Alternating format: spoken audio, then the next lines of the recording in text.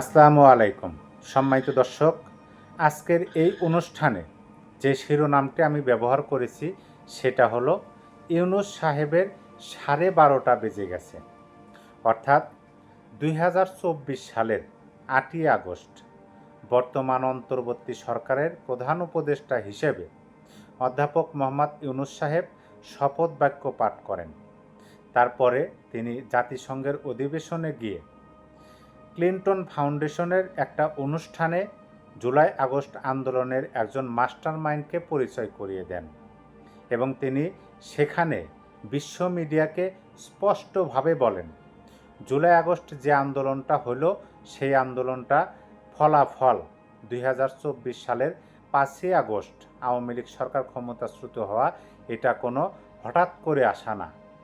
এটা ছিল 2018 সাল থেকে একটা ম্যাটিকুলাস ডিজাইনের মাধ্যমে পরিকল্পিত একটা আন্দোলন এবং সেই আন্দোলনের একজন মাস্টারমাইন্ড ছিলেন, এই যে ইনি হলেন সেই মাস্টারমাইন্ড। এইভাবে বর্তমান অন্তর্বর্তী সরকারের একজন উপদেষ্টা মাহফুজ আলমকে পরিচয় করিয়ে দেন অন্তর্বর্তী সরকারের প্রধান উপদেষ্টা।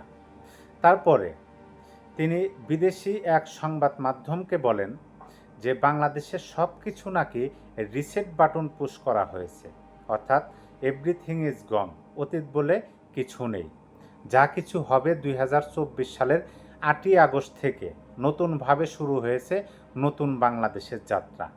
তার মানে হলো আমাদের মহান মুক্তিযুদ্ধ, আমাদের 72-এর সংবিধান এবং আমাদের স্বাধীনতা যুদ্ধের যে মহান নেতারা বঙ্গবন্ধু শেখ মুজিবুর রহমান, শহীদ জিয়াউর রহমান যারা ছিলেন এবং আরও অন্যান্য যারা নেতা, মুক্তিযোদ্ধা, 30 লক্ষ শহীদ, 3 লক্ষ মা বোনের সম্ভ্রম, এর বিনিময়ে যে আমরা স্বাধীনতা পেয়েছিলাম সেটা রিসিট হয়ে গেছে, এটাই তিনি বোঝাতে চেয়েছিলেন। কারণ ভয়েস অফ আমেরিকার সাংবাদিক যে প্রশ্নটা করেছিলেন যে বাংলাদেশের জাতির জনক বঙ্গবন্ধু শেখ মুজিবুর রহমানের বসতবাড়ি ধানমন্ডির 32 নাম্বার যে আগুনে বিনষ্ট করা হলো, তার পরিপ্রেক্ষিতে আপনার সরকার অর্থাৎ অন্তর্বর্তী সরকার কিভাবে দেখতেছে, তখনই তিনি এই উত্তরটা দেন যে রিসেট বাটন পুশ করা হয়েছে। তারপরে বাংলাদেশের অনেক গুরুত্বপূর্ণ বিষয়ে আমরা সেই রিসেট বাটনের প্রভাব দেখতে পেয়েছি। আমরা সবাই বলতে শুরু করেছি যে এগুলো প্রধান উপদেষ্টার রিসেট বাটনেরই একটা অংশ। 16 ডিসেম্বর, 26শে মার্চ, এগুলো আমরা অতীতের সকল সরকারের আমলেই পালিত হতে দেখেছি, কিন্তু বর্তমান অন্তর্বর্তী সরকার যখন ক্ষমতায় আসলেন তারপরে এখন পর্যন্ত 16 ডিসেম্বর এবং 26শে মার্চ স্বাধীনতা দিবস এবং আমাদের বিজয় দিবস অতিবাহিত হয়ে গেছে, কিন্তু বর্তমান সরকারের পক্ষ থেকে কোনো অনুষ্ঠান বা কোনো দিবস পালন করতে আমরা দেখিনি। বর্তমান সময়ে বর্তমান অন্তর্বর্তী সরকার নতুন বাংলাদেশের নতুন কিছু দিবস তারা সামনে আনতে যাচ্ছে। আমি যে ভিডিওটা করতেছি আজ জুলাই মাসের 29 তারিখ, এই দিনে এই কথাটা স্পষ্টই বোঝা যায় যে অতীতে যে প্রধান উপদেষ্টা বলেছিলেন রিসেট বাটন পুশ করা হয়েছে, তার প্রতিফলন হিসাবে এখন পর্যন্ত অতীতের সেই বঙ্গবন্ধুর মহনবাসী 7ই মার্চের ভাষণ, সেটাকে দিবস হিসেবে বাতিল করা হয়েছে অনেক আগে।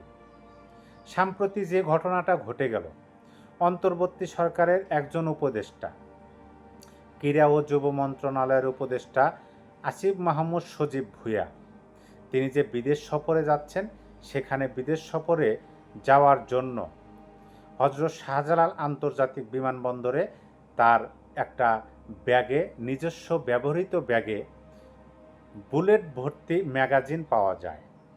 যদিও সেটা প্রথম চেকপোস্টে কোনো ধরা পড়েনি, দ্বিতীয় চেকপোস্টে তার ব্যাগ যখন সেই মেশিনের মধ্য দিয়ে আসলো তখন কিরিং কিরিং শব্দ করে বেজে উঠল যে আপনার ব্যাগে অবৈধ আগ্নেয়াস্ত্র বা আগ্নেয়াস্ত্র সরঞ্জাম পাওয়া গিয়েছে।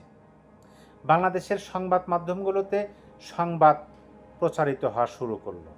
ঠিক 10 মিনিটের মাথায় সকল পত্রিকা তাদের নিউজটি সরিয়ে নিতে বাধ্য হলো। উপদেষ্টা আসিফ মাহমুদ সজীব ভূঁইয়া বললেন এটা নাকি তার লাইসেন্স করা একটা আগ্নেয়াস্ত্র। তিনি তার এবং তার পরিবারের সুরক্ষার জন্য এটি সংরক্ষিত, বহন বা কাছে রাখেন। তারপরে প্রশ্ন উঠল, আসিফ মাহমুদ সজীব ভুঁইয়ার বয়স তো এখনও 30 পেরোয়নি। একজন ব্যক্তি যদি লাইসেন্সকৃত অস্ত্র ব্যবহার বা বহন করতে চায় তাহলে তার বয়স অবশ্যই 30 বছরের উপরে হতে হবে।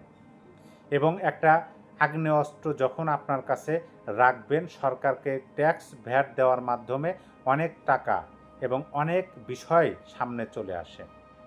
তারপরে আসিফ মাহমুদ সজীব ভুঁইয়া একটা দলিল সামনে নিয়ে আসলেন যে যদি কোনো ব্যক্তি রাষ্ট্রীয় গুরুত্বপূর্ণ কাজে নিয়োজিত থাকেন, মন্ত্রী বা মন্ত্রী পদমর্যাদায় বা সমমানা পদমর্যাদায় ব্যক্তিরা বা কর্মকর্তারা লাইসেন্সকৃত আগ্নেয়াস্ত্র কাছে রাখতে পারেন নিজেদের আত্মসুরক্ষার জন্য। তাহলে এখানে প্রশ্ন আসে যে যদি সেইখানে বয়সের কোনো সময়সীমা না থাকে, তাহলে এই বর্তমান অন্তর্বর্তী সরকারের একজন উপদেষ্টা তিনি বিদেশ সফরে যাচ্ছেন, রাষ্ট্রীয় সফরে, সেখানে তার ব্যক্তিগত যে অস্ত্রটি সেটার ম্যাগাজিন কেন নিয়ে যাওয়া লাগবে, এইটা নিয়ে অনেক প্রশ্ন আসতেছে। এবং এইটার দ্বারা ওই যে বর্তমান অন্তর্বর্তী সরকারের আগেই রিসেট বাটন পুশ করা এবং বিদেশে বিভিন্ন রাষ্ট্রীয় প্রধান বা রাষ্ট্রের কাছ থেকে অপমানিত হওয়া এবং বাংলাদেশে ইনভেস্টের নামে যে প্রচার প্রচারণা হয়েছে সেটার প্রতিফলন না ঘটা, বাংলাদেশের অর্থনীতি নিম্নগামী হওয়া, জাতিসংঘের প্রতিবেদনে বাংলাদেশের অনেক মানুষ, প্রায় 30 লক্ষ মানুষ অতি দরিদ্র সীমার নিচে নেমে যাওয়ার আশঙ্কা পরিবেশন করা, সব কিছু মিলেই বাংলাদেশের অস্থিতিশীল পরিবেশ মিলেই বাংলাদেশের অন্তর্বর্তী সরকারের 12টা অনেক আগেই বেজে গেছে। কিন্তু বর্তমান যে ঘটনাটি ঘটল, বর্তমান অন্তর্বর্তী সরকারের একজন উপদেষ্টা হযরত শাহজালাল আন্তর্জাতিক বিমানবন্দরে তার সাথে যে ঘটনাটি ঘটল বা তিনি যেভাবে ধরা পড়লেন যে তিনি এরকম আগ্নেয়াস্ত্রের বুলেট ভর্তি ম্যাগাজিন নিয়ে বিদেশ সফর করতেছেন, সেইটা বিশ্ব মিডিয়ায় প্রচারিত হয়েছে। বাংলাদেশের নিউজ পত্রিকাগুলো প্রচার করতে না পারলেও আন্তর্জাতিকভাবে এটা ফুটে উঠেছে। আওয়ামী সভানেত্রী শেখ হাসিনা পুত্র সজীব ওয়াজেদ জয় তার ফেসবুক ওয়ালে একটা পোস্ট, একটা নিউজ শেয়ার করেছেন news.in, যেটা আন্তর্জাতিক গণমাধ্যম, সেখানে এটা ঢালাওভাবে সংবাদ প্রচারিত হয়েছে যে বাংলাদেশের অন্তর্বর্তী সরকারের ইয়াং অ্যাডভাইজার, যুবক একজন উপদেষ্টা ব্যাগে শাহজালাল আন্তর্জাতিক বিমানবন্দরে বুলেট ভর্তি ম্যাগাজিন পাওয়া গিয়েছে। সব কিছু বিবেচনা করে দেখেন বর্তমান অন্তর্বর্তী সরকারে আমার কাছে এটাই বোধগম্য হলো যে 12:30 বেজে গেছে। এখন দেখা যাক 13টা বাজার অপেক্ষায় আমরা আছি এবং আমরা দেখব এই সরকার কিভাবে এটা ট্যাগেল বা এটা কন্ট্রোল করে। আমি বাংলাদেশের একজন নাগরিক হিসাবে এই কথাটা বলতে পারি বা এই অন্তর্বর্তী সরকারের প্রধান উপদেষ্টার কাছে আবেদন করতে পারি যে এই উপদেষ্টা পরিষদে থাকার কোনো অধিকার আর তিনি রাখতে পারেন নাই। তার বিরুদ্ধে অনেকগুলো অভিযোগ আছে। বাংলাদেশের বর্তমানে সক্রিয় রাজনৈতিক দল বিএনপির পক্ষ থেকে এই উপদেষ্টা সহ আরেকজন যে ছাত্র উপদেষ্টা আছে, প্রধান উপদেষ্টা যাকে বিদেশের মাটিতে মাস্টারমাইন্ড হিসেবে পরিচয় করিয়ে দিয়েছিলেন, এই দুজন ছাত্র উপদেষ্টাকে পদত্যাগের দাবি অনেক দিন ধরে জানিয়ে আসতেছে বাংলাদেশের জাতীয়তাবাদী দল বিএনপি। এবং এই যে গতকাল ঘটনাটি ঘটে গেল, সেই ঘটনার পরিপ্রেক্ষিতে অবশ্যই এই ছাত্র উপদেষ্টা আসিফ মাহমুদ সজীব ভুঁইয়া বর্তমান অন্তর্বর্তী সরকারের উপদেষ্টা পদে বহাল থাকতে পারে কিনা সেটা নিয়েও নানান মহলে প্রশ্ন উঠে আসতেছে। আশা করি সম্পূর্ণ আলোচনাটি আপনারা বুঝতে পেরেছেন। যদি এই বিষয়টা কন্ট্রোল করতে হয় তাহলে আমার মনে হয় বর্তমান অন্তর্বর্তী সরকারের উপদেষ্টা পরিষদ থেকে অন্তত এই ছাত্র উপদেষ্টা দুজনকে পদত্যাগ বা বহিষ্কার করা অনস্বীকার্য হয়ে উঠেছে। আপনার মূল্যবান মতামত অবশ্যই কমেন্ট বক্সে জানিয়ে দিবেন। সবাই ভালো থাকবেন, সুস্থ থাকবেন।